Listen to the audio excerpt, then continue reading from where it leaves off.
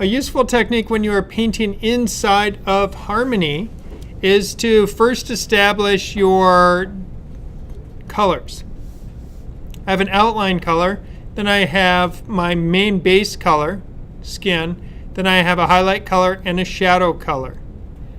So with those colors created, and it's easy if you want to make a variation of a color to work with that. So if I add in a new color, and if this color is going to be some variation of blue, if this is my blue tone,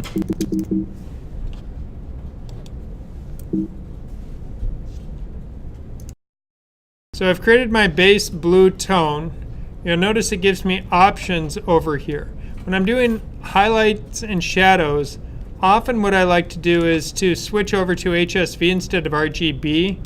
When I look at my RGB colors, it's hard to mix that, but HSV, I know that my highlight, I want to go a little more saturated and lighter with it, or even less saturated. So we can say I get a lighter color.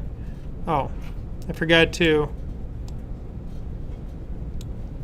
switch back to and create a new one. So if I have my base color, create a new color.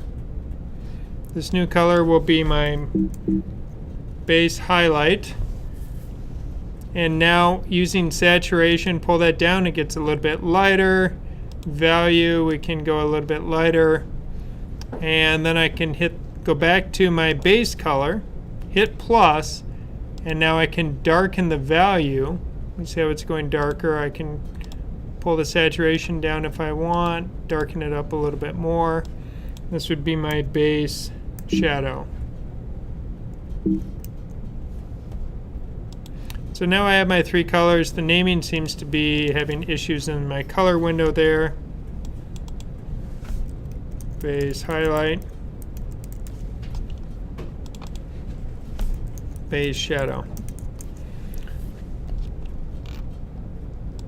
Colors have been created. So if I have colors created, what's useful is to now cycle through my drawings.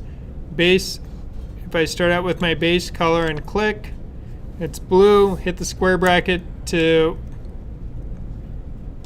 cycle through, and I can just keep selecting my colors. So now I have my basic colors for a head turn. The base color has been created. The next thing that I want to do is I want to use the pencil tool instead of the brush tool. And with the pencil tool, I'm going to choose a color that's not in my artwork, and I'm going to draw my highlights and draw my shadows. So now if I know I want a highlight to be up here, notice I extend beyond my artwork while I am doing this. If I want another highlight to go down and catch across the side of the nose and the brow, I can create that. If I want another highlight to continue down across the mouth, jaw, and chin, I can create that, making sure to close that shape. Now, if I want a shadow tone, I'm going to draw where I want that shadow tone to be. If I want there to be dark around the character's eyes, I can create dark around the character's eyes.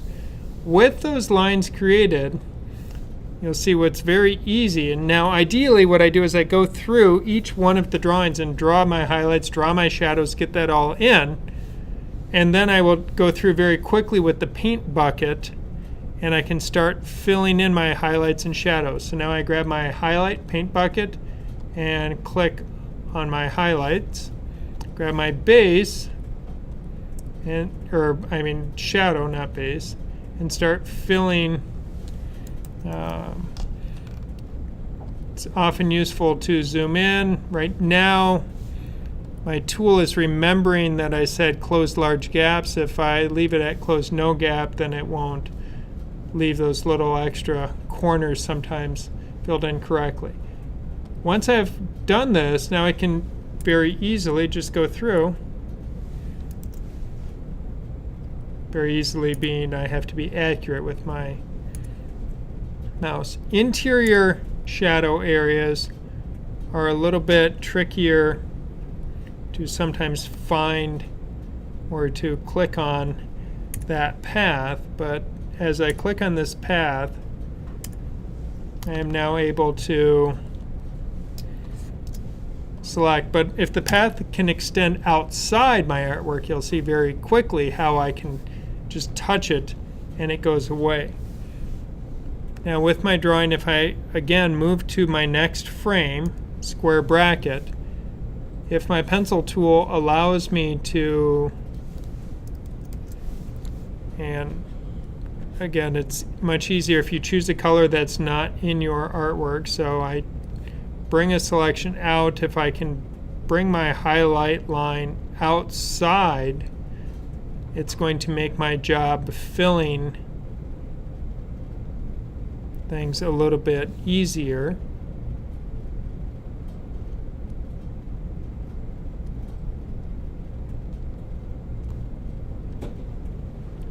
But I can just quickly make my selections, grab my paint bucket, highlight, highlight, highlight, shadow, nail in those shadows,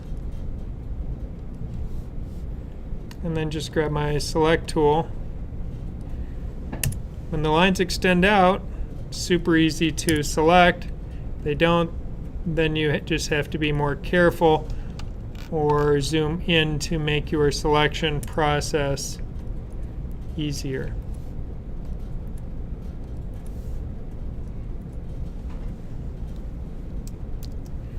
So we can now see how quickly we can add coloring. And this is generally easier to control than using coloring where I grab a paintbrush, grab under the highlights, and for small highlights it can be useful to use the paintbrush, but often we get clunkier and uglier shapes when we do it that way.